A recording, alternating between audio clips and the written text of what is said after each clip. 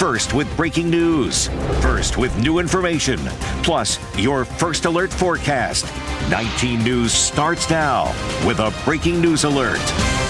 We continue to follow breaking news first at 4 and streaming live on 19 News Plus. There was a possible live explosive found near the Homeland Security office in Brooklyn Heights. Good afternoon, everyone. I'm Brian Duffy. And I'm Nicole Versansky. So federal agents are investigating. The building has been evacuated. Still an active scene. Let's get you live to Isabella Roberts for what's happening right now. Isabella, what's the latest? Nicole and Brian, ATF and FBI are currently on scene investigating what seems like a suspicious package found near the Homeland Security office. As you mentioned, nearby buildings have been evacuated. We have Newburgh Heights Fire on scene. We have Brooklyn Heights Police on scene. And the suspicious package and its threat is still being investigated. We are currently waiting for any update from ATF and FBI, who are leading this investigation. As fire official confirmed with me that those are the two entities that are leading this investigation. Any update that we may have, we will bring to you here on air and streaming on 19 News Plus. For now, Isabella Roberts, 19 News. Now your 19 First Alert forecast. Certified most accurate since 2004. Boy, those storms last night certainly changed the temperature out there a little bit. Beautiful, but things are changing again, as they do around here every once in a while. There you go, 19. First Alert meteorologist Andy Chillian keeping track of it all with information on 2 First Alert weather days coming up. Yeah, so Wednesday night and Thursday is our next chance for active weather as we see a round of showers and storms that could be severe Wednesday night, and that would really be after midnight, so into early Thursday morning, and then just some strong winds outside of any storms are expected then as well. Gusts could be 40 miles per hour or higher. All this is to say we could have additional power outages and down trees. I know 40 miles per hour doesn't sound that bad, but this time of year you get the weakened trees already and you have everything all leafed out, and it doesn't take as strong of winds to cause issues as what we saw yesterday. So right now though, it is cool, it is crisp. We have finally made it to 70 in Sandusky. We're still a few degrees away from that in Cleveland, and we are quiet on First Alert Doppler as we're enjoying this cool but dry day. So that's how we're going to stay the rest of this evening. We're eventually going to get more of a southerly wind overnight, but despite that, we're going to fall into the 50s. So another cool night is expected, and as we start the day tomorrow, maybe some light jackets out there. Otherwise, it feels really nice. Coming up, though, I'll track the next alert. I'll time things out for you, what we're expecting in that Wednesday night, Thursday time frame. We're staying below normal this week, so no more warmth and humidity or heat and humidity as we saw last week. I'll also have an early preview to the weekend, which is Father's Day and the first day of summer on Sunday. Your forecast coming up in just a bit. Well, speaking of those storms, they knocked down a piece of history in a local community yesterday. Yeah, so now this community is coming together. They're upset about this quite a lot, as a matter of fact. It's a symbol of their town. Catherine Huntley has the story. There's shock and sadness in Geneva-on-the-Lake after a 70-year-old Ferris wheel was blown over by the wind. And I rode that Ferris wheel ever since I was a kid, and it's history gone now. A symbol of the town's past and present now lies crumpled on the ground. I am absolutely devastated and heartbroken.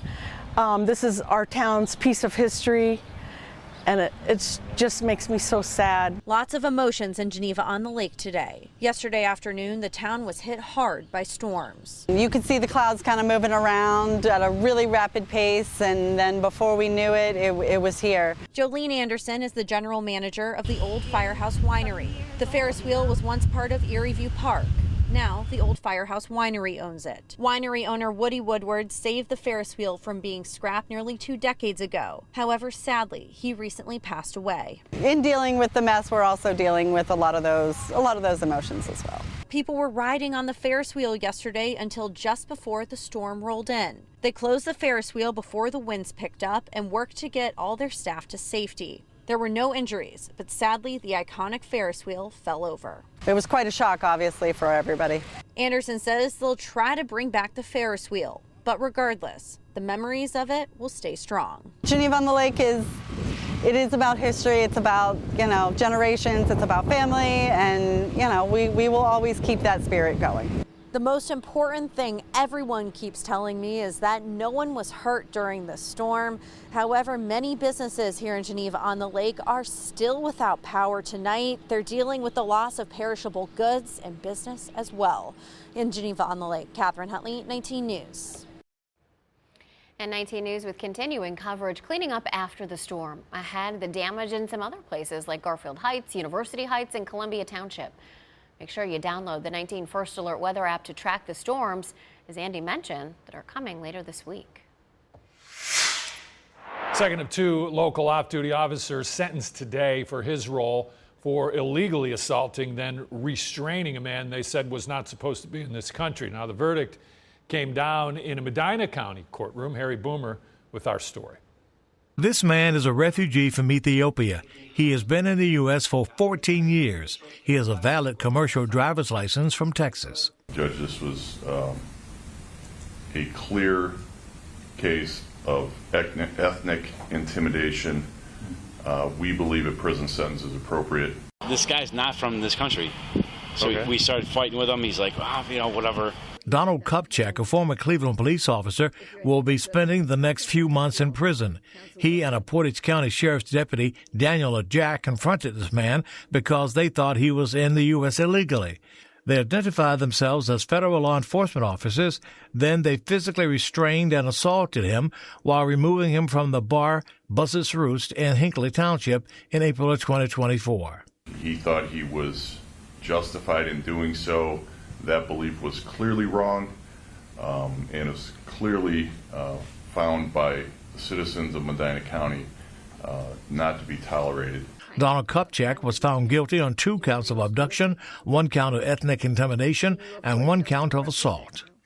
The impact on the victim was great, and although that impact was so great, he still to this day is saying he doesn't want see anything bad happen to these 2 guys. You know, he's a father. He's a good father. He was a coach. He was a good coach. He was a police officer. He was a good police officer. And I think a lot of these people behind me would support those contentions, Judge. He's been in jail 82 days. They have not been an easy 82.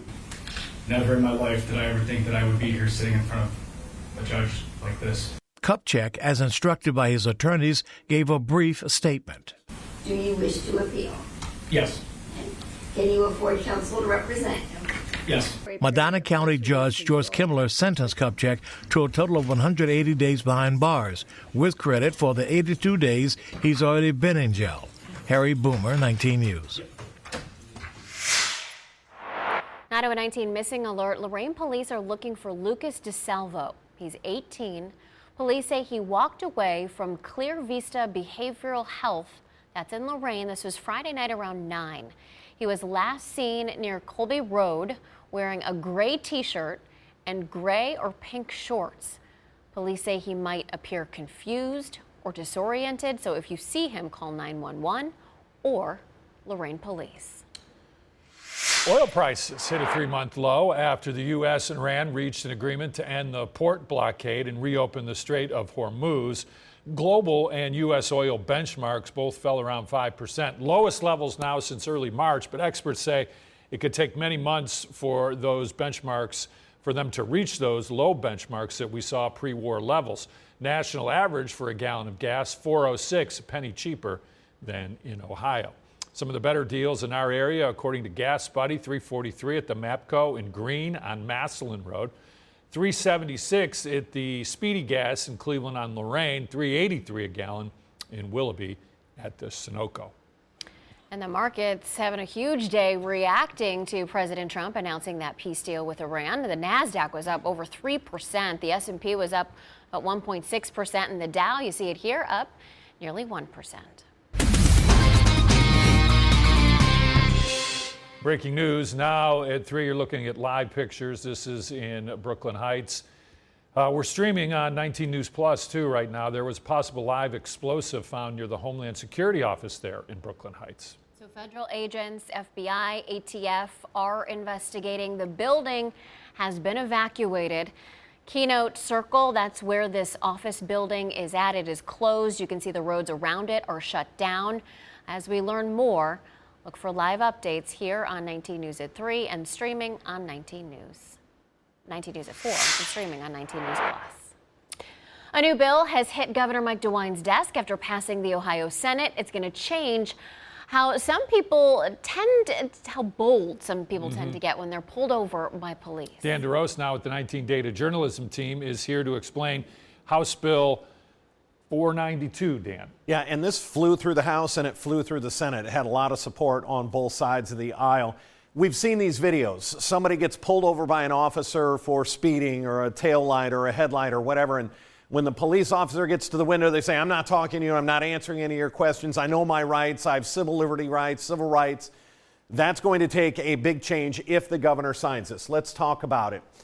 This requires drivers to provide a name and address, a date of birth when they are requested and stopped by police. Next, it will expand the offense of interfering with an arrest. So somebody that says, I'm still not going to do it, I'm not going to tell you who my name is, what my date of birth is, so that they can look you up. So if you do that, it used to be just a minor misdemeanor. Now they're going to make it a second-degree misdemeanor with a max of 90 days in jail. Now here's one of the Abrams, one of the state representatives behind this. She said, asked her for an interview, didn't have time. Remember, they're getting to the end of the session and recess. She did say in a statement, our law enforcement faces risks each day they put their uniform on and start their shift. Traffic stops, gun runs, and domestic violence calls are some of the most dangerous calls for our police. House Bill 492 provides our law enforcement with an extra tool in the toolbox as they work to keep our community safe. Again, Cindy Abrams, Republican from Harrison. Again, you will be required. There will be no more of this. I'm not telling you anything. Well, now you're going to go to jail and you're going to face a stiffer penalty for that interference with an arrest. 19 Health Alert when it comes to vacations, yes, because even as families are looking forward to some time off together this summer, planning that perfect trip and making it happen can really be stressful. Finances can add a lot of pressure, but experts say turning over some of the planning can actually help offset that stress. Try preparing your kids with information and expectations, and during that time, make sure you plan some downtime so you have a little room to breathe. What I really think is helpful is to actually lower the bar a little bit when we're preparing and protect space in the calendar, in the schedule, just like you would protect that really, that activity you're really looking forward to. So experts say don't overschedule. Make sure you free up time for impromptu discoveries on your trip and leave time for everyone in the group to kind of unwind. Now your top 4 at 4. Unfortunately, last evening's storms have caused significant damage all over northeast Ohio, just like this. Some people are still without power. Big mess in Garfield Heights. This is Turney Road between Marin and Valley Ranch Drive. Trees, branches, power lines all down all over the place. Police and fire are reminding you to not remove any wires or try and move trees that have come down near lines. It's not safe at all. Instead, you should just call 911. A Canton woman is facing murder charges. Leanne Haynes accused of killing a man in the parking lot of a local apartment complex. Investigators say she shot Ronnie Brown in the back at the Hillview Apartments on 6th Street Northwest over the weekend.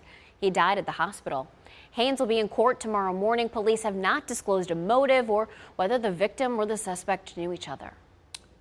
Lake County grand jury indicted a driver accused of an intentional hit-and-run crash. Anthony Morales of Painesville facing murder, other charges.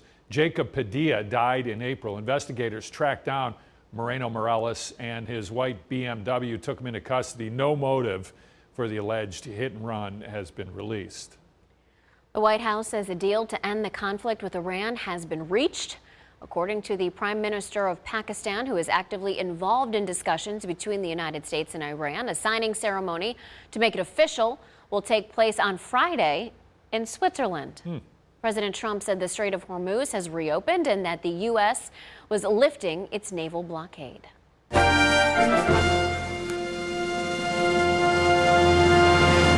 Headed July 4th, United Airlines today unveiled a new specialty Stars and Stripes plane. So it celebrates the nation's 250th birthday. 2 United passenger planes going to take on a new look. Here it is in honor of our nation's historic milestone. The red, white, and blue design features 50 stars for the states and a commemorative plaque dedicated to active duty service members and veterans. In a time where we can sometimes be a bit divided, our birthday of this great country unites us. It brings us together. And to think that it's not just Americans that want to celebrate their birthday, but we have so many companies that are leaning in to say, no, we want to participate. In addition to the new paint job, United also announced that an initiative that provides currently serving active duty U.S. military pilots expedited access to a conditional job offer within the airline.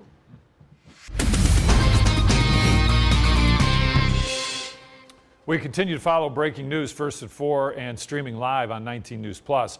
Possible live explosive found near the Homeland Security office in Brooklyn Heights. The FBI, ATF, all on scene investigating. The building has been evacuated. Let's get you back out live to the scene. Isabella Roberts has a look at what's happening right now. Isabella.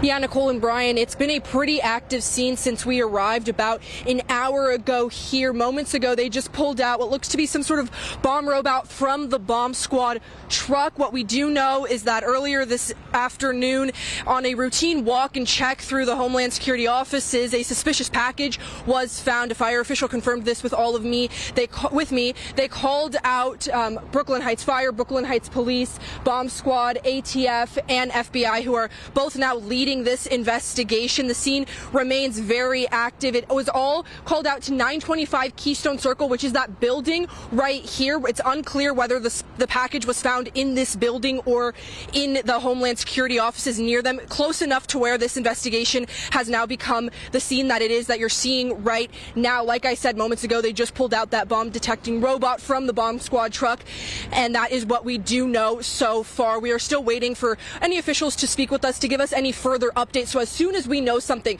we will be sure to bring it to you live on air, streaming on 19 News Plus and online. For now, in Brooklyn Heights, Isabella Roberts, 19 News. Breaking at this hour, one of 3 officers shot in Philadelphia over the weekend was released from the hospital. You can see the injured officer being wheeled out, met with the applause from staff and other police officers, all lined up. There's the applause. This happened Saturday night. The officers, the man they were trying to arrest, were injured. The man later died at the hospital. The 2 other officers remain in the hospital recovering.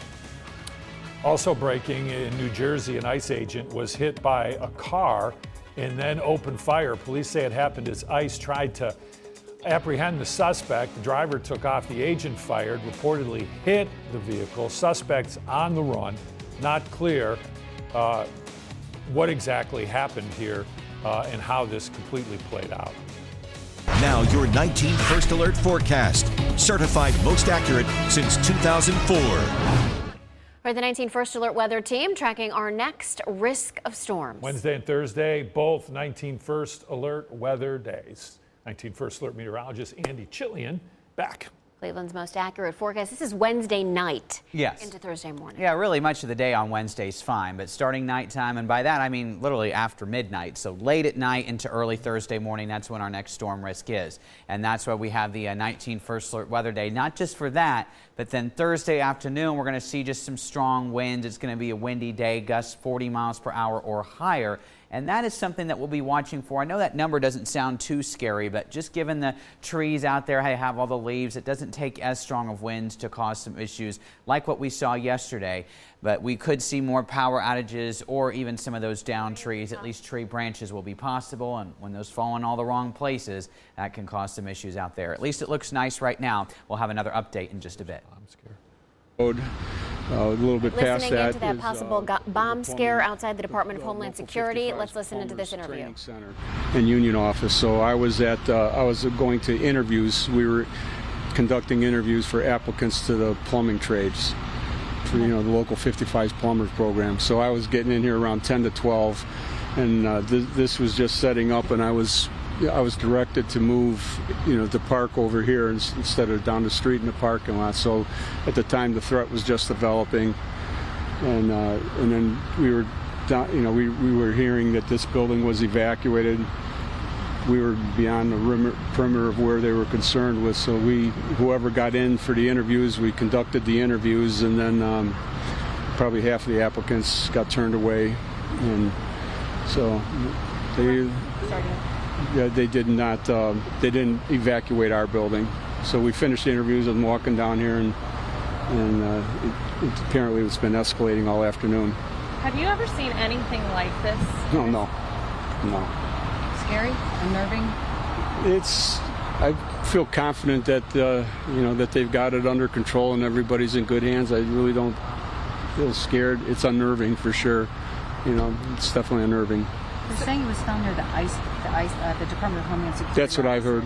I heard that there was a package that that was either left outside or somebody thought it was questionable, and then they ended up getting a bomb dog in here, I heard. So, and it just escalated from that. So it was like maybe we have a problem until we definitely have a problem, and then then I heard that they're actively trying to disarm the bomb. Have there been any other problems near that office and threats? Do you know? I have not. We were aware of what was going in here. I've been coming to this part of town, for many years, and we knew that there was an ICE component to this building, but never really concerned about it. Never really saw any activity, any protest, or anything negative at all until today. What went through your head when you got here and you were seeing all the multiple law enforcement agencies and kind of all of the chaos? What were you thinking? It wasn't like this when I got here. It still seems to be, still seems to be building up a little bit. I didn't think that it was, I figured I just got to get to where I got to go and see what takes out. I did when I parked here. I was on the phone and I was walking. They told me that there's something going on. There's something that may or may not be dangerous. And so when I was walking, I just kind of walked down the center of the street, and they came out and got me and pushed me way to the left to get. Well, we heard seven buildings were evacuated, or was it 7 offices or 7 businesses? Well, they're all multi-tenant buildings here. Okay. So there's probably a handful in that building. They didn't evacuate the plumbing training center and hall. They left us stay there. So you have to reschedule? I mean, you got most of it done, right? Yeah, everybody that didn't show up gets a pass. Right. Working in the area, how does it, you kind of touched on it a little bit, but how does it feel and how does it affect, those interviews that you were conducting? Nobody was real upset about it. They just, they're just, eager to get an opportunity to work in our industry. But nobody was really. I didn't see any or talk. And nobody expressed any fear or real concern for their personal well-being. I guess you see this type of response, it makes you feel good about, about who protects us. And you said around 10 to 12 today. Yes, that's when I pulled in. Around 11:50 you pulled in. It's all smaller scale, obviously. Yeah, much smaller scale. It was massing up. There was definitely, maybe half a dozen officers here in vehicles. When did the bomb squad get here, do you know? I don't know that. I would, probably mid-afternoon, but I don't know for sure. It started with just normal police officers? Police and fire. And just to clarify, you were working in a nearby building? Yes. Okay. All right. Yes. Thank you so much. Right. Thank you. I really appreciate it. It's been very helpful. Okay, we've been listening to a gentleman with the Plumbers Union who has a facility in that area. They had people coming in to do interviews today that were canceled. So just to repeat our breaking news, there is some type of ongoing explosive concern in the area there in Brooklyn Heights. The U.S. Department of Homeland Security has a field office in the area. You saw live during our newscast at 3 o'clock, you saw people dressed in some type of outfits that would hopefully protect them in this type of situation. Also, just in the last 10 or 15 minutes, we've seen a bomb type robot that could possibly go in and check out what this suspected package may be. Isabella Roberts is on the scene. We will continue to update you on this continuing bomb scare in Brooklyn Heights outside a U.S. Department of Homeland Security office. Nikki.